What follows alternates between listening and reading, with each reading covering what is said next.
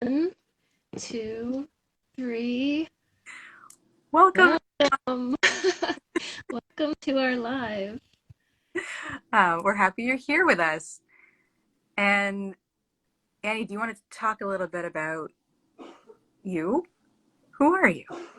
Who am I? That's a very existential I question. know, right? Let's just jump right into the deep questions. Sure.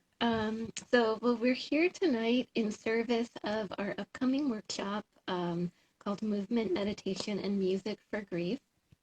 And I've had my own personal grief journey over the past several years. Losing a lot of family members and a lot of family members that I are pets. Some people might consider them pets, but they're family members to me. Yeah.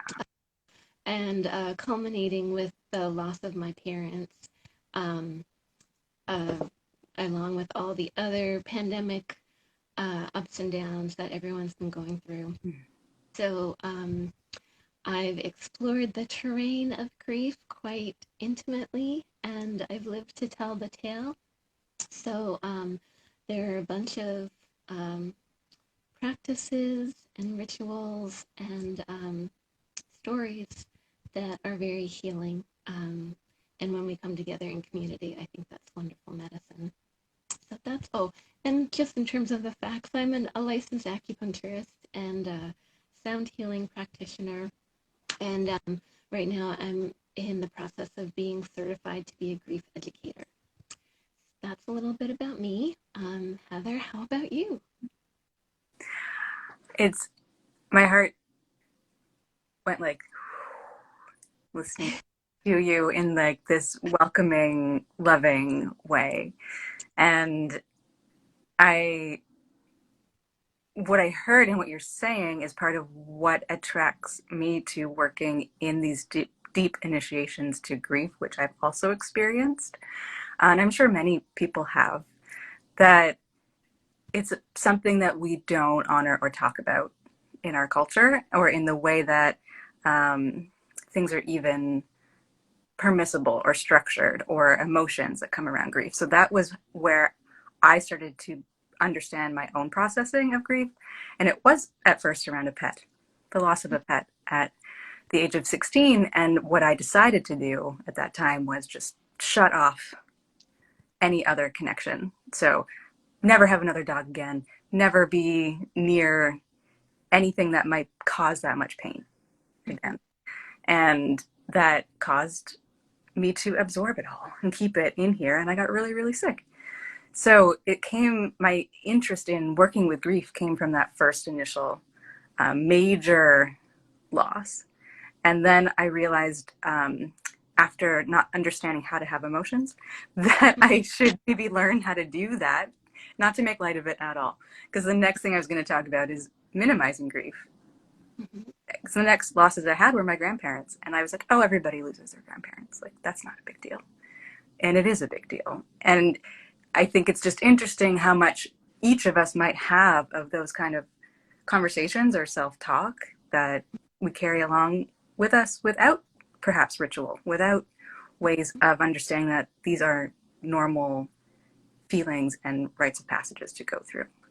So I've done also a lot of training with yoga and Reiki, energy work, and what was called multi-dimensional energy healing. So working across dimensions with different spiritual callings, different elemental beings, plants, and recently went into a training with a woman named Carol Guyette in Ireland, focused on death, dying, and beyond. So getting into all of the physical, what happens, into the what we need to do in order to honor these losses. Not that it has to always be death, which we've talked about. So that's my like roundabout introduction of how I was initiated into some of these grief conversations and why there's like a capacity within me to be with other people who may or may not understand the terrain. Right. Yeah, it's not a club you really want to join, but everyone joins at one point or another. And I found it's a lot easier when you do keep your heart open. It's Mm. numb out, and that's okay. But you can only experience so much joy as you can experience the sadness and grief. Mm. Um, you kind of numb out to sadness. I find that you really numb out to more positive emotional states too. So, and emotions, they're energy in motion. They want to move through you, through us, and get expression in sound or breath or movement or rhythm, um, or ritual like community ceremonies. And one of the biggest losses, I think, during the pandemic is we didn't have community gatherings to help each other through it. A Zoom funeral just doesn't compare to you know, being in a room together, sobbing and hugging each other and telling stories about the person that you lost and really honoring their life. So I think there's a whole kind of like pent up backlog Mm. of collective emotion that would be very helpful to join together and kind of move through with each other. Yeah, and you helped me see too that I remember maybe 6 months into the pandemic, I was feeling not quite myself and in different ways than just having no contact with people. It was like, what else is going on here? And I realized there was this grief I hadn't allowed around the loss of all the communities I was a part of, all of the yoga studios that closed, all of the dance communities that no longer met, or whatever that is for each person. It's going to be different, but there had to be for me a recognizing that there were significant losses, even if they weren't a person passing or dying. Yeah, totally. Yeah, It's so totally. I late mean, that, yeah. yeah. Everyone's neighborhood looks different in one way or another. There's so many small businesses that were affected. I still think about, I didn't even know his name, but the guy at the deli I used to go to on the way to the office who knew my bagel order and saw my face and smiled and started making my bagel for me every day. We never knew each other's names, but we smiled at each other every day and Mm. had a little connection. And I hope he's doing okay, but I think that deli is long closed. And there's so many like little, especially in New York, when you bump into so many people in so many different ways. I don't think we've even begun to understand how there's no going back Mm. to the way things used to be, and that's a kind of reckoning of its own. And I think once you do start to reckon with loss, you can start to open up energy to rebuild in a conscious, intensious way, into a conscious way with intention, rather than just trying to avoid, deny. Um, so, Yeah, absolutely. And I think that works personally and collectively.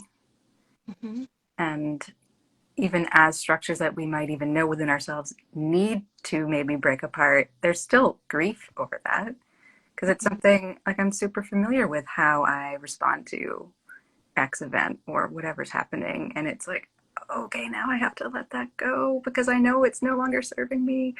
And there's still grief, even yeah, though it's building what you're talking about, that new structure, a new way, or not circumventing or bypassing, mm-hmm. going through can be really, really hard and brings Yeah, grief.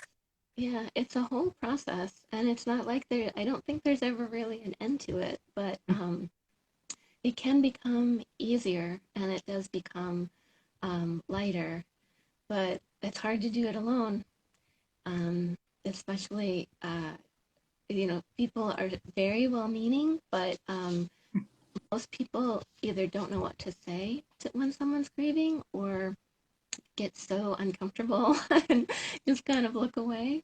So when you're in a space where your grief is welcome, I think that in itself can be very healing, just to have a space for that to be. I don't like the term safe space necessarily, but to have a welcoming space where you can express your emotions or not even express them outwardly, but just kind of lie down in a sound bath and feel them Mm-hmm.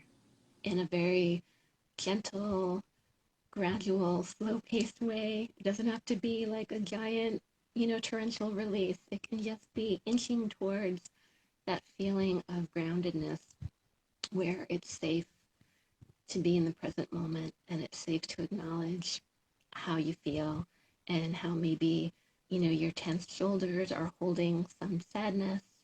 Maybe there's some anger in your belly. Um, I think it really helps to tune in and start to get comfortable with your own process. Yeah, and what kept coming up as I was listening is expectation. Mm-hmm. So often there's these expectations of other people to like make you be better, quote unquote. Right, right. Why don't you feel better already? Been enough time. Right. All of the things that I'm sure many of us have heard, and they are just not true. Well, and I think the things that everyone tells themselves too are like, oh, it could be worse. Like, who am I to grieve when, I should be grateful for this, this, and this. And grief and gratitude are, partners. It doesn't have to be one or the other. They're good dance partners. Oh, I like that. Yeah, I like the all one energy. And so let's talk a bit more then about where this offering that we're going to come together next week, next Thursday, to bring to whomever feels called to come um, in this space that is welcoming called Mhm. Up Soul Center. So this was Annie's idea, and I'd love to hear where it came from. If you could share with our listeners. Well, I'm not sure I can pinpoint the moment. I get ideas a lot of times when I'm walking my dog outside and kind of listening to the birds um, but it comes, partly from my own experience of just I've accumulated a toolkit that I've used for myself of small practices that add up to something that can really make a difference. And oh, my dog's starting to weigh in with his opinion too. Um, Okay. I think that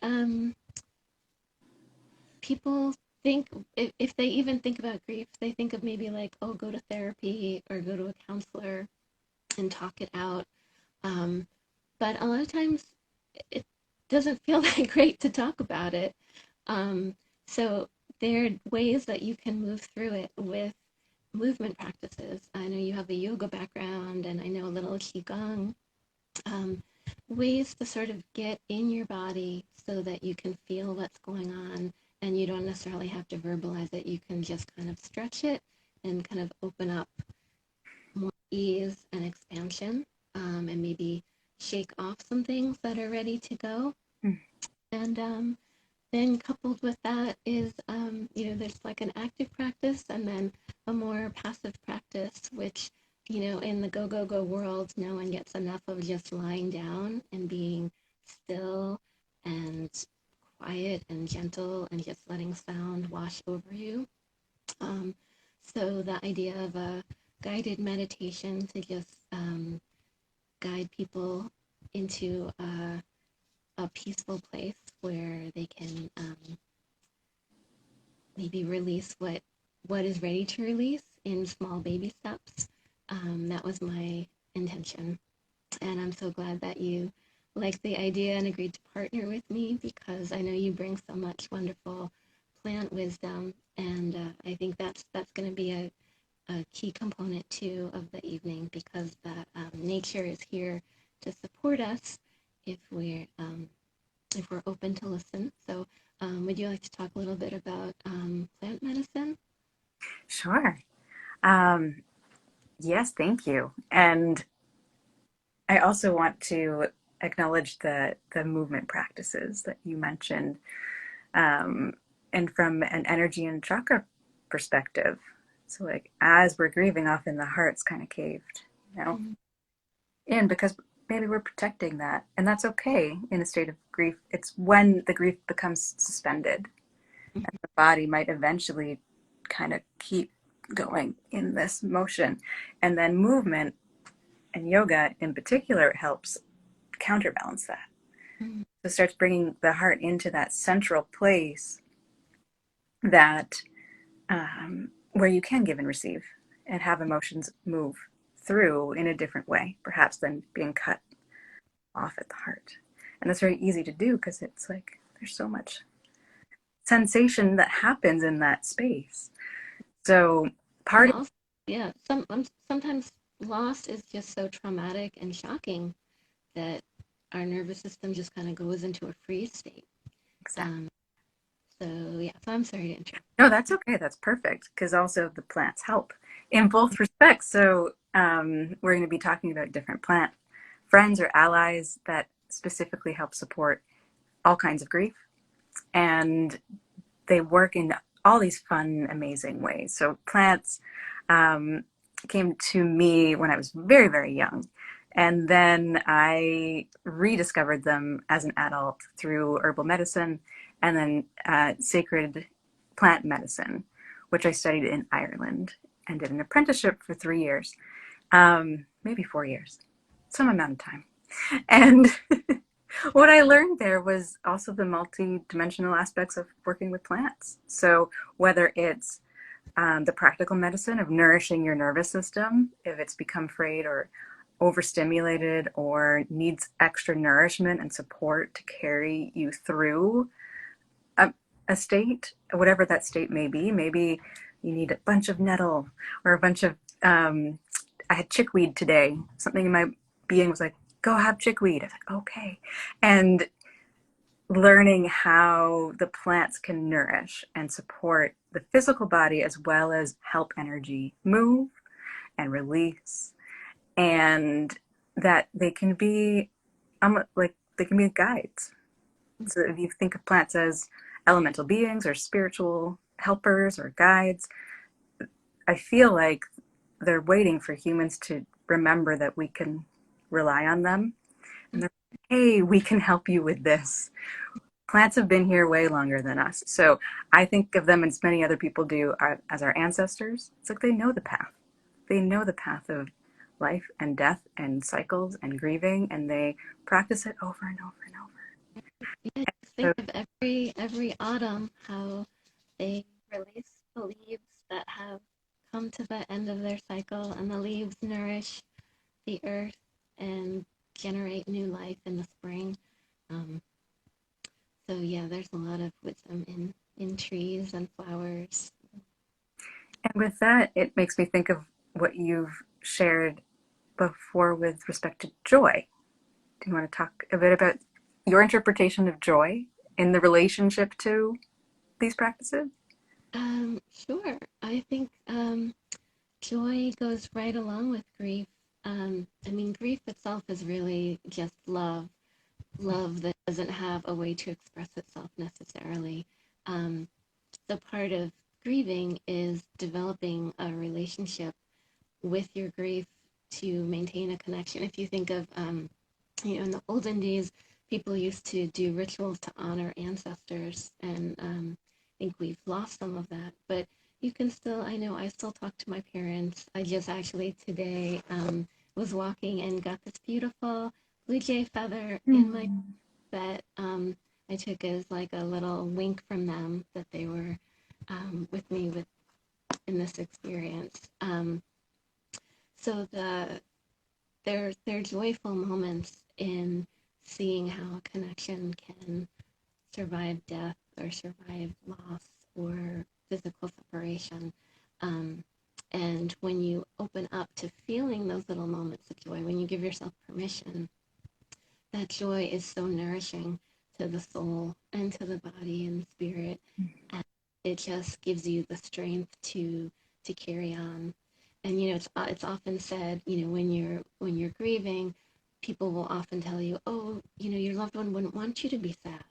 They want you to go on with your life and be happy. When you're in the thick of grieving, you don't want to hear that. You're not ready to be happy. You want to you may want to feel the sorrow. Um, but so I think opening up to just moments of laughter, moments of simple joys, simple pleasures that remind you of the amazing beauty in life, um, that kind of is very sustaining, and they can kind of steamroll that, moment by moment you can sort of come back to life and be ready to start a new chapter. Beautiful. And that takes us, I think, in a nice circle to where we started, which was Yeah. talking about allowing all of the emotions. And so allowing joy even when you might feel like you shouldn't, because you're supposed Yeah. to be feeling a certain way. So you're totally entitled to feel however you want to feel, of course. And it's okay to let it in. Yeah, and I think grief doesn't just mean sadness. It can mean anger. It can mean shame and guilt Mm. and irritability and confusion and exhaustion. Um, so all of those are part of the process. It's kind of like a spiral. It's not like a, step by numbers. Um, so when you're kind of open up to let things flow, you don't get bogged down. You don't get stuck in place, frozen in one uncomfortable emotional state.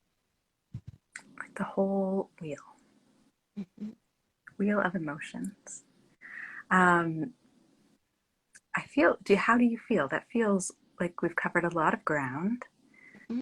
and hopefully give a good foundation to people who are listening to understand, both in abstract and in concrete terms, what it is we'll be doing. Is there anything you want to paint out in a bit more detail, or how do you feel? I think we can just end it with like a little quick summary that it's Thursday, July 21st, so a week from when we're filming this, at the Upsall Center in Midtown Manhattan. It's on 28th Street by lots of subway stations, and it'll be 2 hours from 7 to 9. Um, you don't have to worry about, it's not, we're not going to put you on the spot to say like, tell us your story. It's going to be, um, if you want to share some details, you're welcome to. If you want to just enjoy the movement practices and the self-care practices, and bring a journal and write notes to yourself, everything is fine. Everything is welcome. And if anyone has any questions, they're welcome to DM Heather or me, and you can go to either of the links in our bios to find out more information about how to get tickets. And can you Perfect. think of anything I overlooked? I don't think you overlooked it, but just to add that we will also have some lovely plant tea, friends who can help support this process. Friends meaning plants. I speak to them as equal beings. So, Part tea party, part yoga class, part sound bath, part meditation. It's a little bit of everything to help you feel really peaceful and perhaps joyful too. beautiful. Well, thank you everyone who joined live, and thank you, Annie. Thanks for co-creating. Thank you so much, And Heather. puppy dog in the background there. And we, oh, He's gonna he's gonna say his there he is. statement. Hi, requirement of the live. Well, thank you so much. I'm so happy to be co-creating this with you and with the special group who appears, because I feel like they have called this in. So I'm looking forward to seeing who it is. Great. I'm looking forward to it. All right, sign off. Good night, everyone. Bye.